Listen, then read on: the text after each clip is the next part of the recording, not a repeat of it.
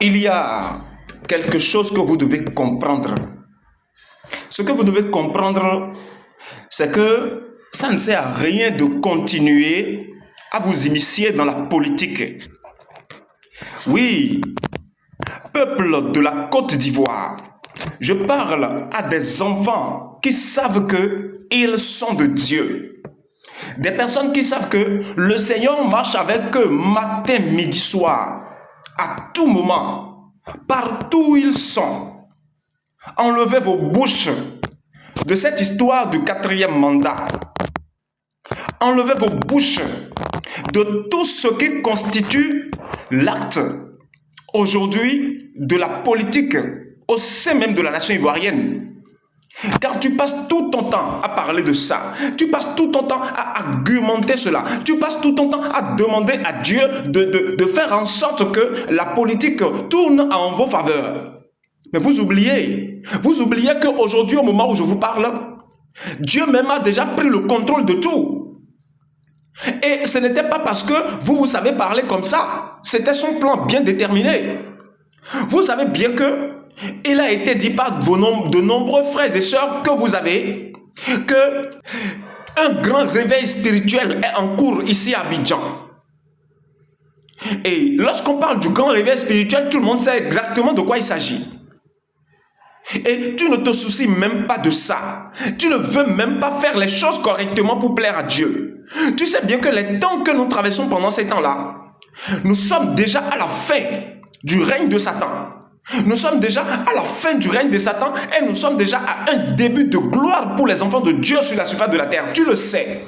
Car toutes sortes d'événements aujourd'hui sur terre, ce qui se passe aujourd'hui que vous voyez, le témoigne matin, midi, soir. Et vous le constatez, vous l'argumentez, vous faites tout cela. Mais vous ignorez une chose importante. Que vos actions du quotidien ne plaisent pas à Dieu. Vous l'ignorez. Et c'est ça qui me cœur beaucoup. Ça me touche profondément. Pendant que je vois certaines personnes continuer à remplir les réseaux sociaux pour ne parler que de la politique, pour soulever les sujets critiques concernant la politique et abandonner eux-mêmes leur quotidien. Pensez-vous que l'opposition de la Côte d'Ivoire est différente de la mouvance devant Dieu? Le croyez-vous? Qu'est-ce qu'eux ils ont fait pour être différents de ceux qui dirigent? Il y a une seule chose qui fait que le Seigneur est en train de les soutenir. C'est la miséricorde de Dieu. Dieu plane sa miséricorde vers qui il le veut. Et non celui qui le veut. Celui que Dieu veut donner là, c'est à lui Dieu donne. Et non celui qui veut que Dieu le lui donne. Ouvrez vos yeux. Ne soyez pas en train d'être juge aujourd'hui pour aller tomber demain. Ce qui est en train de se passer sur ton sol, au moment où je te parle, ça ne te préoccupe pas. C'est plutôt la politique qui te préoccupe. C'est la politique qui te préoccupe. Tu n'as pas vu ce qui vient. Tu n'as pas vu ce qui t'entoure.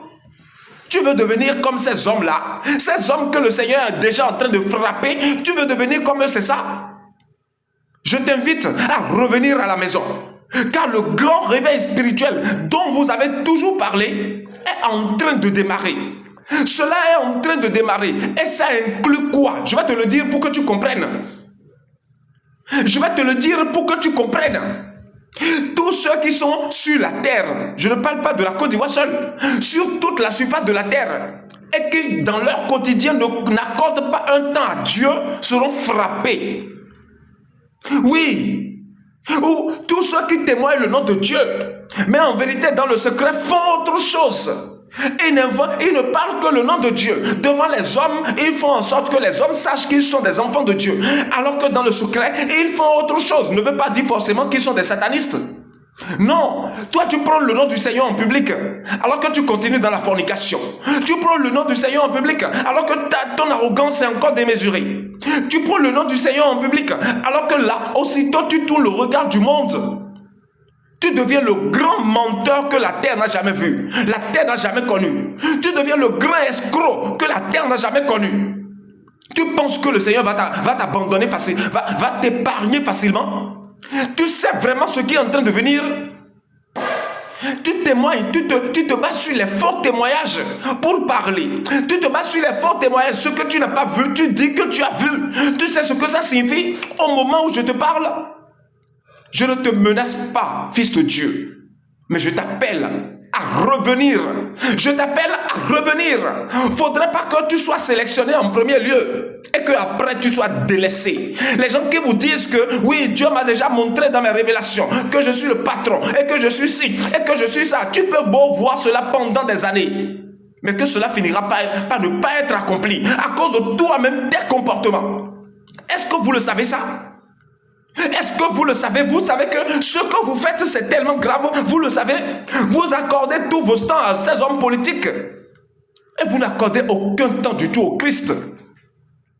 Alors qu'il vous appelle, partout il vous appelle. Lorsque tu manges, le Seigneur t'interpelle. Lorsque tu prépares, il te parle. Tu es sous la douche, il te parle. Tu marches dans la rue, il te parle. Tu vas dans les marchés pour faire tes achats.